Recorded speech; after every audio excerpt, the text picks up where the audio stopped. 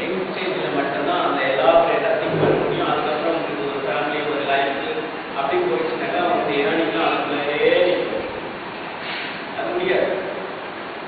கணக்கை பற்றி பேசணும்.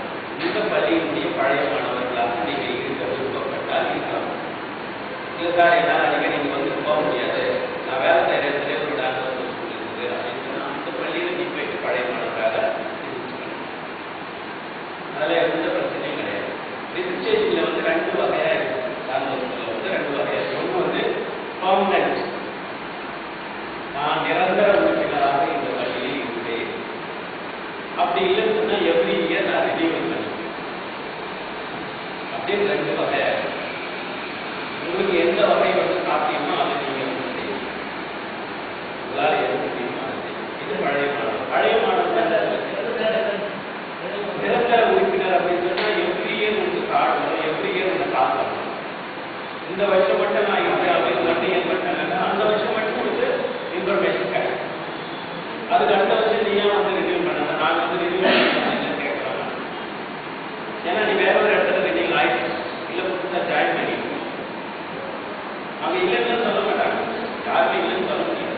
காங்கிரஸ் பட்சத்தில் நான் 2003-2004 ப்ளஸ் கொடுத்தேன், எனக்கு ரிஜிஸ்ட்ரேஷன் நான் பண்ணியிருக்கேன், நான் அந்த பள்ளியினுடைய பழைய மாணவர், என்னால் அங்கே வந்து அடிக்கடி கான்டாக்ட் பண்ண முடியல, நான் சென்னை எக்மோர் காங்கிரஸ் பட்சத்தில் பழைய மாணவராக இருக்க விரும்புகிறேன் அப்படின்னு சொல்லி அங்கே போய் ரினியூ பண்ணேன். இன்னும் அப்படி பண்ணவே மாட்டாங்க. இதா அவங்களுடைய பீப்புள் வந்து பள்ளியை எந்த வகையிலும் தடையான கருத்துக்களே வந்து பண்ணுறாங்க. பள்ளிக்கு எந்த உள்ளமும் பழைய மாணவர்கள், அதாவது வெளியில் இருக்கிற அவுட் சப்போர்ட் எங்களுக்கு அதான், வேற எந்த சப்போர்ட்டும் கிடையாது. வெளியில் இருக்கிற பழைய மாணவர்கள் அவங்க எல்லா கேட்டகரியிலும் இருப்பாங்க. ஹை போஸ்ட் இருக்கலாம், குறைந்த போஸ்ட் இருக்கலாம். அது நமக்கு முக்கியம் இல்லை. நமக்கு வந்து ஒரு ஹியூமன் சப்போர்ட் வெளியில் இருக்குது அப்படின்னு சொன்னால் அது பழைய மாணவர்கள் மட்டும்தான், வேற யாருமே கிடையாது. இல்லை கொஞ்சம் பழைய மாணவர்களுடைய பேரண்ட்ஸ் கொஞ்சம் சப்போர்ட் பண்ணணும். என் பையனுக்கு தான் படித்தாங்க, என்னுடைய குழந்தைங்க தான் படிச்சு அப்படின்னு மாதிரி சப்போர்ட் பண்ணுவாங்க. அதான் நீங்கள் எடுக்கும் பொழுது முடிவுகளை வந்து ஸ்கூலை எதுலையுமே சம்மந்தப்பட்டாது. ஏன் அப்படின்னு சொன்னால் பழைய மாணவர்கள் ப்ரொசீஜராக ஸ்டார்ட் பண்ணி நல்லா நடந்துக்கிட்டு இருந்ததை பழைய மாணவர்கள் தான் இருக்காங்க. முதலே பண்ணிக்கணும்னா நம்ம அதை வந்து பண்ணுறாங்க. அப்படி டீப்பாக நம்ம திங்க் பண்ணிட்டோம்னா இது மாதிரி என்னுடைய சந்திக்க வேண்டிய அவசியமே கிடையாது. வேஸ்ட். அதை விட்டு அழைத்து நடக்கலையா இருக்குதா இல்லையா நம்ம வந்து என்ன பண்ணுறோம். இல்லை ஒன்றுமே செய்ய வேணாம் சார், இதோட நாங்கள் வந்து ஒரு இன்னைக்கு வந்து 2012 2022 நாங்கள்லாம் ஒன்றா கொடுக்கலான்னு கொடுக்க பார்க்கலாம். ஸ்கூலுக்காக எதுவுமே செய்யணும். நீ இருந்தால் போயிட்ட. இப்போ நான் ஒரு 10 வருஷம் இருப்போம் போயிட்டோம் ஸ்கூலுக்கு. அன்னைக்கு இருந்த ஹெட் மாஸ்டர் யாராவது இருக்காங்களா? ஆனால் இன்ஸ்டியூஷன் இங்கே தான் இருக்கு. வரவங்க தான் வருவாங்க போவாங்க. ஆட்சி மாறும், அரசு. அது மாதிரி நீங்க என்ன செய்ய போறீங்க அப்படிங்கிறது. ஆனால் உங்களுடைய கருத்துக்கள், நான் பள்ளிக்கு உதவி செய்ய வரேன், பள்ளி மாணவர்களுக்கு உதவி செய்ய வரேன், படிக்கிறதுக்கு உதவி செய்ய வரேன், இதெல்லாம் உங்களுடைய கருத்துக்களாக சொல்லணும். ஆனால் இந்த பள்ளியில் மட்டும்தான் ஏழை மாணவர்கள் இருக்கிறதா ஒரு கருத்து இருக்குன்னா அது இந்த பள்ளிக்கு தான் நான் உதவி செய்யணும் அப்படின்னு அந்த மாதிரி ஏதாவது கருத்து இதுதான் நான் இதுதான் எல்லா இடத்துலையும் பண்ணியிருக்கிறாங்க. உனக்கு ஒரு பையன் படிப்பு வைக்கணும்னு ஆசையாக இருக்குதுன்னா ஜாதி பார்க்காத, மதம் பார்க்காத, இடம் பார்க்காத, ஸ்கூல் பார்க்காத, எதுவும் பார்க்காத, படிக்கணும்னு விருப்பப்படுறேன், நானும் படிக்கிறேன், படம் அப்படின்னு இங்கே இருக்கிற பையனை தான் நான் படிக்க வைப்போம் அப்படின்னு ஒரு சின்ன வட்டம் வேணும். அசோசியேஷன், பழைய மாணவர் அசோசியேஷன், தொண்டோந்த பள்ளியினுடைய பழைய மாணவர் அசோசியேஷன். ஆனால் நாங்கள் எலாபரேட்டாக எல்லாரும் இந்த ஸ்கூலில் ஒரு பிள்ளைங்களுக்கு 10 பிள்ளைங்களுக்கு இதில் உங்களை யாரும் டிமாண்ட் பண்ணுறாங்க. இது உங்களுடைய ஐடியா, உங்களுடைய பிளான். இது வந்து எஜுகேஷனுக்காக தான் செய்யணும்னு கிடையாது. ஏதாவது ஒரு +2 படித்த பசங்க ஒரு 4 பேர் எங்களுக்கு வேணும் சார், எங்கள் கம்பெனியில் வந்து ஸ்வீப்பர் வேலை ஸ்வீப்பர் வேலை ஒரு +2 படித்த பசங்க ஒரு 4 பேர் எங்களுக்கு கொடுத்தீங்கன்னா கரெக்டாக இருக்கும். இந்த ஏரியாவில் சும்மா இருக்கிற பிள்ளைங்க யாராவது இந்த ஏரியா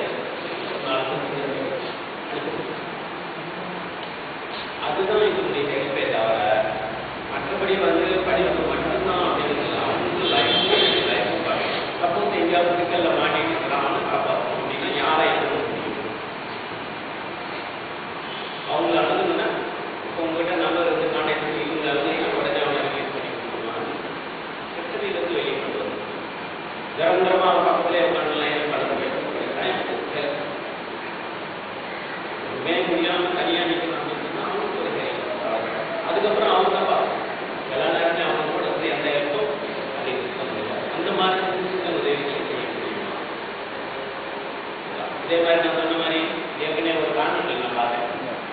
35 வருஷத்துக்கு முன்னாடி எஸ்எஸ்எல்சி முடித்த எல்லா மாணவர்களும் ஒன்றா சேர்ந்துருக்காங்க. தற்செயலாக அந்த இடத்துக்கு நான் போயிருந்து பார்த்தா போய் பேசலாம் அவங்களுடைய ஹஸ்பண்ட்ஸ் குழந்தைங்க வயசெல்லாம் அவங்க வைஃப் அவங்க குழந்தைங்க ஒரு பெரிய கூட்டம். என்ன விஷயம் அப்படின்னு சொன்னால் நாங்கள்லாம் 1952 53 நினைக்கிறோம் எஸ்எஸ்எல்சி முடிச்சோம். அவங்க எப்படியோ ஃபோனை கான்டாக்ட் பண்ணி எப்படியோ பண்ணி ஒரு நாள் எதுவுமே பண்ணல. சும்மா வந்தாங்க கேட்ட அந்த ஸ்கூலுக்கு என்ன லாபம் அவங்க போகும்போது அவங்களுடைய விலாசம் அவங்களுடைய ஃபோன் நம்பர் அவங்களுடைய அட்ரஸ் இமெயில் ஐடி எல்லாத்தையும் உங்களுக்கு ஏதாவது இந்த பள்ளிக்கூடத்துக்கு ஏதாவது கான்டாக்ட் இருக்கு ஏதாவது உதவி இருக்குன்னா எங்க கான்டாக்ட் நீங்க அந்த அளவுக்கு இன்னும் வளரல. கொஞ்சம் வளர்ந்துருக்கிறீங்க. ரொம்ப பெருசாக ஹெல்ப் பண்ற மாதிரி அவங்க மாதிரிலாம் பெரிய லெவலில் நம்ம வளர. ஆனா இங்க படிச்சு போனவங்க பெரிய லெவலில் வளர்ந்து இருந்தாங்க. அவங்களால கான்டாக்ட் பண்ண முடியல. அவெல்லாம் பாருங்க எல்லாம் வெளியில ரொம்ப தூரத்தில் செட்டில் ஆயிருக்கும். நம்மளால என்ன கூட பண்ண முடியல. ஒரு இமெயில் ஐடி ஓபன் பண்ற அளவுக்கு கூட வசதி இல்லாம நம்ம பார்த்தேன். அவன் இருக்குதான்னு கேட்டான். அந்த மாதிரி இல்லை. அப்போ உங்களுக்குள்ள வந்து ஒரு சர்க்கிள் பண்ணிட்டு ஒரு சின்ன டீமா ஆரம்பிச்சா நிச்சயமா வந்து அது பெரிய டீம் ஆகும். ஒன்றும் பிரச்சனையே இல்லை. நீங்க ஒரு டீமை ஃபார்ம் பண்ணுங்க. 104 முதல் பேட்ச் இருந்தது. இன்னைக்கு 2012 கிட்டத்தட்ட 19வது பேட்ச் போக போகிறீங்க. இல்லை இந்த 19வது பேட்ச் உங்களுடைய அட்ரஸும் கேள்வி எல்லாரையும் நீங்க கான்டாக்ட் பண்ணுங்க. முடிச்ச வரைக்கும் கான்டாக்ட் பண்ணுங்க. எல்லாரையும் அப்படியே 100% முடியாது. எல்லாரையும் கான்டாக்ட் பண்ணுங்க. அன்னைக்காவது ஒரு நாளைக்கு சொல்லுங்க. அன்னைக்கு டிசைட் பண்ணுங்க. ஸோ அப்போ வந்து பார்த்தீங்கன்னா வெவ்வேறு வருஷத்துல முடிச்சவங்களாம் வந்துருவாங்க. சில பேர் எல்லாம் பாருங்க டிஸ்கண்டினியூ பண்ணி போனவங்களாம் கூட இது வந்து பேசணும். அப்பதான் அவங்களுக்கு நிச்சயமாவே அறிவு வரும்.